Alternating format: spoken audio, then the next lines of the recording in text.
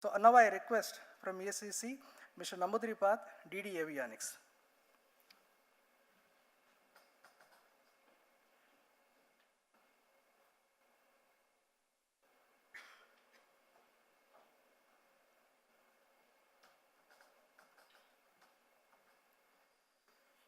So, good afternoon to all of you.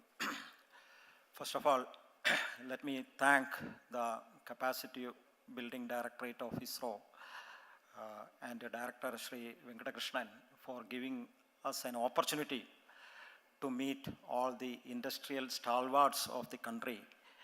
And everybody now, we know our ISRO policy is very clear with respect to the indigenization of electronic components and all. So now I will be giving a very short presentation and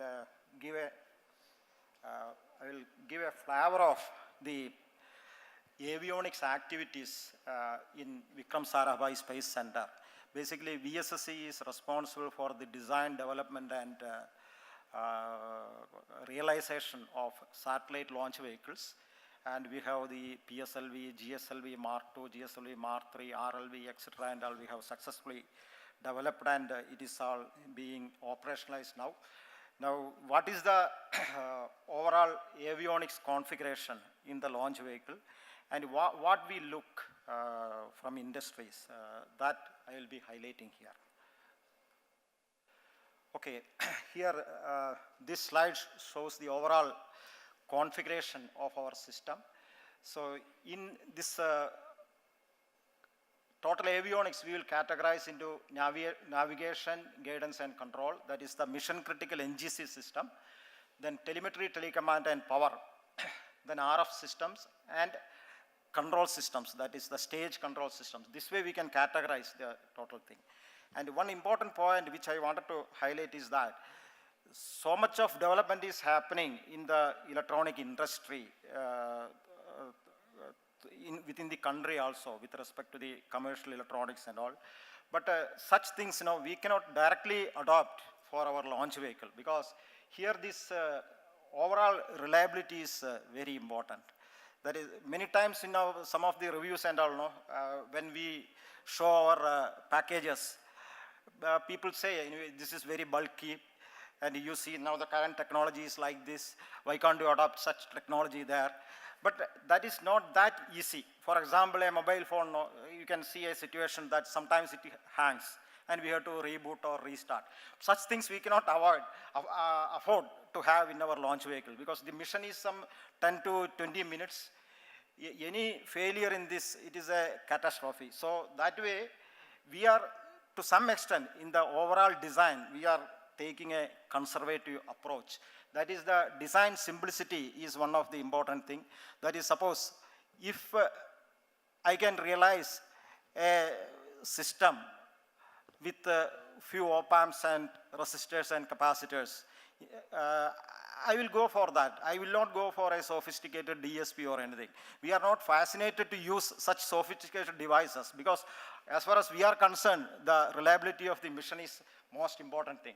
And yes, the minimizing the inert mass is one of the important criteria. That way miniaturization has got a major role here.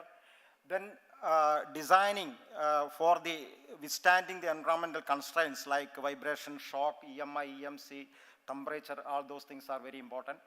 Then this shows the overall weight budget, the present system, what is the weight budget and what we are targeting through in the next generation, what we are targeting. That is all highlighted here. And on the control actuation side, we are slowly migrating to electrical actuators from the hydraulic systems to electromechanical actuation systems. This also we have progressed a lot. And in all these areas, a lot of opportunities are there for the industries with respect to indigenization of the components. As far as the NGC system is concerned, as our scientific secretary told, Vikram 1601, that is our workhorse onboard processor that we have indigenized through our SCL Chandigarh, and most of the digital designs we are able to make use of the facility at SCL Chandigarh. We are able to use.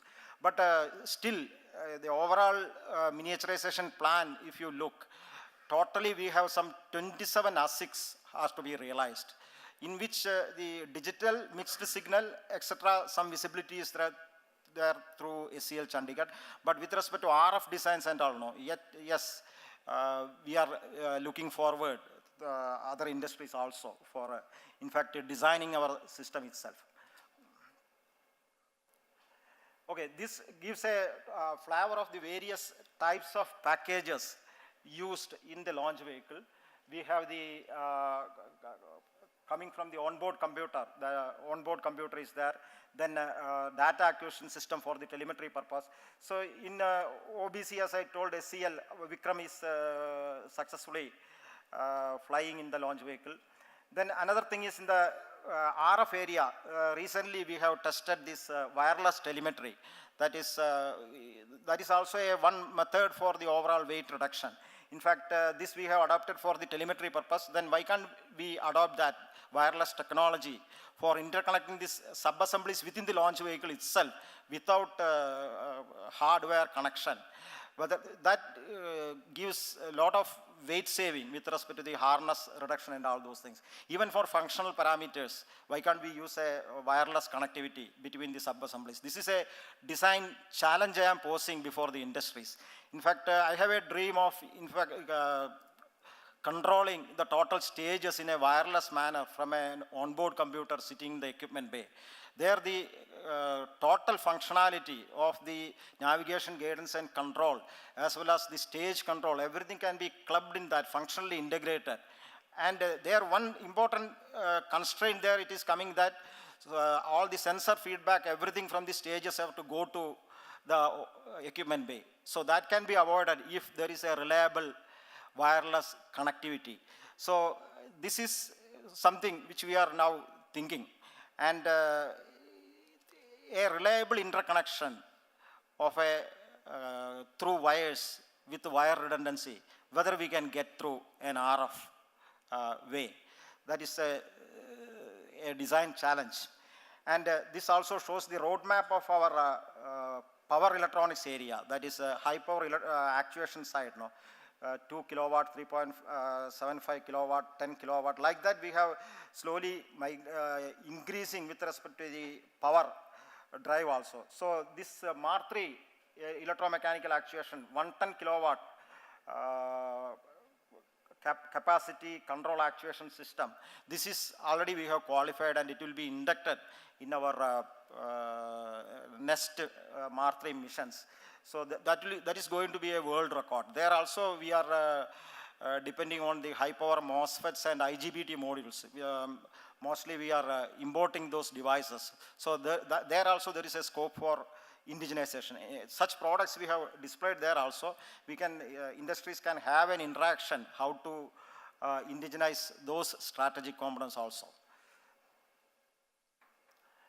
And now this shows the RF system designs. So we have the programmable S-band transmitter is there. Then mostly now we are using the conventional analog modulation only is used. But anyway, the digital modulation techniques also we have proven now. We have miniaturized the system. So here also a lot of scope is there for the indigenization of the components, specifically the gallium arsenide field effect transistor, GaN devices and such things. A lot of scope is there. And now what is future? So these are all the some of the challenges we are facing. One is the component obsolescence, then established reliability components, then the import content is greater than 90%, so how to reduce that. Then other components I have highlighted. These are all the devices which where we have not fully, we are not self-reliant with respect to the indigenous development. So, and these are all some of the statistics with respect to the requirements of the devices. And overall design-wise, functional integration we are looking. Then when we go for the human rating of this vehicle and all for the our recently announced Gaganyaan mission and all, definitely the redundancy has to be augmented to, now we have a dual redundant system, that way single point failure is avoided, but when it comes to human rated vehicle, multiple failures we have to tolerate. So that way the designs development is in progress with, that is the overall quadruplex redundant NGC system and the control systems that is in progress. So there also there is a lot of scope for functional integration from the point of view of miniaturization, and software also naturally the redundancy management and software complexity also is increasing, and these are all some of the procurement figures, the statistical figures which with respect to component procurement. Okay, thank you. So I have given here an overall picture about the design challenges in the launch vehicle avionics area. And now my colleagues, Mr. Umman Taragan and Salim, will be presenting on the indigenization, detailed indigenization effort which they have taken, as well as the component screening and test and evaluation package aspect. That aspects also will be covered. Thank you. Thank you, sir.